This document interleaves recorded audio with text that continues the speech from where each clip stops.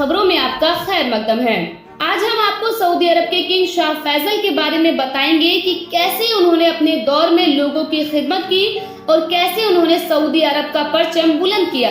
इसके साथ ही आप यह भी जानेंगे कि किस तरह किंग शाह फैसल को उनके अपनों ने ही मौत के घाट उतार दिया। नाजरीन, आज की इस पेशकश में आप शाह फैसल के भाई सऊद के बारे में भी जानेंगे कि कैसे उन्होंने सऊदी अरब को अपने शाही रुतबे की वजह से नीचे गिरा दिया। 1906 में सऊदी अरब के बादशाह अब्दुल अजीज बिन अब्दुल रहमान अल सऊद के घर शाह फैसल की पैदाइश हुई। नाजरीन, आपको बता दें कि जब फैसल महज 5 महीने के थे तो उनकी वालिदा का इंतकाल हो गया था। वालिदा के इंतकाल के बाद शाह फैसल की नानी ने उनकी देखभाल की। महज 9 साल की उम्र में शाह फैसल ने कुरान की तालीम हासिल की, जिसका असर ये रहा कि वे बचपन से ही इंसाफ की बातें किया करते थे और अपने वालिद के साथ हुकूमत करने का तरीका भी सीखते थे। नाज़रीन, शाह फैसल के वालिद अब्दुल अजीज इतने इंसाफ परस्त और बेहद रहमदिल इंसान थे कि उनके दरबार में जब भी कोई बेबस या लाचार आता तो वे सीधे तौर पर उनसे मिलते, उनकी बातों को सुनकर इंसाफ किया करते थे, जिसका असर फैसल पर भी था। उन्होंने अपने वालिद से यह बात सीखी थी कि किसी भी कीमत पर कभी भी गरीब के साथ जुल्म नहीं होना चाहिए। नाजरीन, आपको बता दें कि जब फैसल महज 13 साल के थे तो उन्होंने अपने अब्बा के साथ ब्रिटेन की सरजमी घूमी। वालिदा की मौत के बाद फैसल ने अपने अब्बा से 15 साल की उम्र तक इस्लामी तालीम पूरी तरह से सीख ली थी। जब फैसल 20 साल के थे तो वे सऊदी अरब के हिजाज के गवर्नर बने। गवर्नर के पद पर उन्होंने बेहतरीन कामों को अंजाम दिया, जिसके बाद सऊदी आवाम के बीच वो काफी मशहूर होते गए। उन्होंने बेहद कम उम्र में सऊदी आवाम के बीच अपनी एक अलग पहचान बना ली थी, जिसके बाद शाह फैसल साल 1930 में सऊदी अरब के विदेश मंत्री बने और उन्होंने इस दौरान कई अहम मुल्कों का सफर भी किया, जिसमें ब्रिटेन और अमेरिका जैसे देश भी शामिल थे। जब फैसल शाह विदेश मंत्री बने तो उन्होंने 1974 में पाकिस्तान का दौरा किया। तब पाकिस्तान के राष्ट्रपति जुल्फिकार अली भुट्टो थे। जुल्फिकार अली भुट्टो शाह फैसल को एक मजार पर ले गए, जहां मजार पर लोगों की ओर से चढ़ावे के तौर पर काफी रुपया चढ़ाया जा रहा था। ये देख किंग शाह फैसल ने भुट्टो से कहा कि कब्रों को मजार बनाकर फातिहा करना बेहतर होता है, तो हमारे देश सऊदी अरब में भी तो इस्लाम के आखिरी पैगंबर हजरत मोहम्मद सल्लल्लाहु अलैहि वसल्लम की कब्र मुबारक है। ऐसा करके हम भी पैसा कमा सकते हैं। नाज़रीन, फैसल शाह अपनी बेबाकी और ईमानदारी के लिए जाने जाते थे। जब भी उनके दरबार में कोई इंसाफ की फरियाद लेकर पहुंचता तो उसके साथ हमेशा इंसाफ होता था, फिर चाहे फैसला सऊदी शाही परिवार के खिलाफ ही क्यों न हो। शायद यही इंसाफ परस्ती शाही परिवार के कुछ सदस्यों को पसंद नहीं आई। इसी वजह से एक दिन उनकी गोली मारकर हत्या कर दी गई।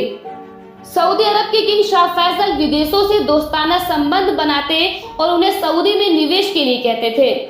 फैसल का मानना था कि बड़े बड़े शिक्षण संस्थानों का तब तक कोई फायदा नहीं है जब तक इन संस्थानों की बेहतरी के लिए सरकार कोई कदम न उठाए। उन्होंने सऊदी में महिलाओं की शिक्षा पर बेहतरीन काम किया। इतना ही नहीं, उन्होंने मीडिया को भी सऊदी में कायम किया। नाज़रीन, आपको जानकर हैरानी होगी कि उनके वक्त में मीडिया चैनल सऊदी में शुरू किए गए थे। इसके साथ ही उन्होंने सऊदी में दास प्रथा को खत्म किया। इसके अलावा फैसल ने अपने कार्यकाल में नस्ल भेद को सऊदी में पनपने तक नहीं दिया। साल 1953 में सऊदी के किंग अब्दुल अजीज की मौत हो गई, जिसके बाद सऊद परिवार की कमान फैसल के भाई सऊद के हाथ में आ गई थी। हालांकि फैसल के भाई सऊद उनसे पूरी तरह से अलग थे। वो शाही जिंदगी जीने में भरोसा रखते थे, जबकि फैसल के लिए हुकूमत से ज्यादा इंसाफ और देश की आवाम ज्यादा प्यारी थी। वालिद के इंतकाल के बाद भाई सऊद ने सरकारी खजाने को लूटना शुरू कर दिया। सऊद ने अपने शौक पूरे करने के लिए शाही खजाने को ही खर्च कर दिया, जिसकी वजह से कुछ दिनों में ही सऊदी अरब पर करोड़ों रुपए का कर्जा हो गया। जिसके बाद सऊद ने अमेरिका को सस्ते दामों पर तेल बेचना शुरू कर दिया। इससे सऊदी रियाल और कमजोर होती चली गई। जब शाह फैसल को ये बात पता चली तो उन्हें बर्दाश्त नहीं हुआ और जब एक दिन सऊद अपने इलाज के लिए यूरोप गए तो फैसल ने पूरी कैबिनेट को बदल डाला। शाही परिवार के लोगों को हटाकर वहां आम लोगों को तरजीह दी। वापस आने के बाद दोनों भाइयों में इस बात पर काफी बहस हुई, जिसके बाद सऊद मिस्र चले गए और वहां रेडियो प्रोग्राम की मदद से फैसल को बुरा भला कहने लगे। इसके बाद फैसल ने अपने भाई की नागरिकता ही खत्म कर दी। फिर तीसरी बार उन्होंने 1964 में सऊदी के किंग के तौर पर शपथ ली। किंग बनने के बाद शाह ने अमेरिका की तेल सप्लाई बंद कर दी। फैसल ने अपनी हुकूमत के दौरान सऊदी अरब में एयरपोर्ट बनवाए और रेगिस्तान में सड़कें बनवाने का काम शुरू कराया। शाह फैसल सऊदी अरब में काफी तरक्की कर रहे थे। उन्होंने सरकारी खजानों को सऊदी आवाम के लिए खोल दिया। साल 1955 में उन्होंने भारत का दौरा किया और तत्कालीन प्रधानमंत्री जवाहरलाल नेहरू से मुलाकात की।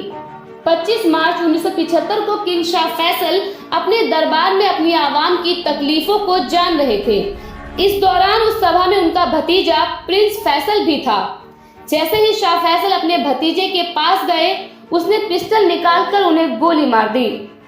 गोली लगते ही वे नीचे गिर गए और फिर उन्हें अस्पताल ले जाया गया, जहां डॉक्टरों ने उनकी मौत की खबर दी। उसी साल 18 जून को सऊदी में कत्ल करने के जुर्म में प्रिंस फैसल को कोर्ट ने मौत का फरमान सुनाया। नाजरीन, अब सवाल उठता है कि किंग शाह फैसल के भतीजे प्रिंस फैसल ने अपने ही चचा की हत्या आखिर क्यों की? तो नाजरीन, इस हत्या के पीछे 3 बड़ी वजह बताई जा रही है।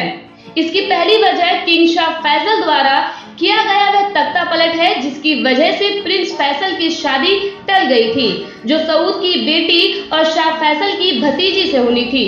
इसकी दूसरी वजह किंग शाह फैसल की वह इंसाफ परस्ती थी, जो शाही परिवार के कुछ लोगों को फूटी आंख तक नहीं सुहा रही थी। तख्ता पलट करने के बाद शाह फैसल ने कैबिनेट में बड़ा फेरबदल किया और शाही हुक्मरानों को मिलने वाली कई रियायतों में कटौती की, जिससे प्रिंस फैसल काफी नाराज था। इसकी तीसरी वजह सऊदी अरब की सियासत में अमेरिका की दखलंदाजी रही। जब किंग शाह फैसल ने अमेरिका में तेल की सप्लाई बंद करवा दी थी, तब फैसल अमेरिका में CIA और मोसाद के संपर्क में था।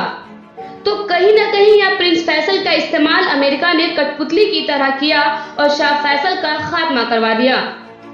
सऊदी के शाही परिवार में आपसी रंजिश का यह खूनी खेल सऊदी अरब के बनने से लेकर आज तक देखा जा सकता है, जिसकी सबसे बड़ी वजह सऊदी अरब में अमेरिका की बढ़ती हुई दखलंदाजी बताई जाती है। हम अल्लाह ताला से दुआ करते हैं कि अल्लाह ताला सऊदी अरब और इस्लाम की सबसे पाक जगह खाना काबा और मस्जिद नबवी की हिफाजत फरमाएं। आमीन। नाज़रीन, अगर आपको हमारी ये पेशकश अच्छी लगी तो वीडियो को लाइक करें और अपने जानने और पहचानने वालों को शेयर करें, ताकि इस तरह की इंफॉर्मेटिव खबरें हम आपको आगे देते रहें। अल्लाह हाफिज।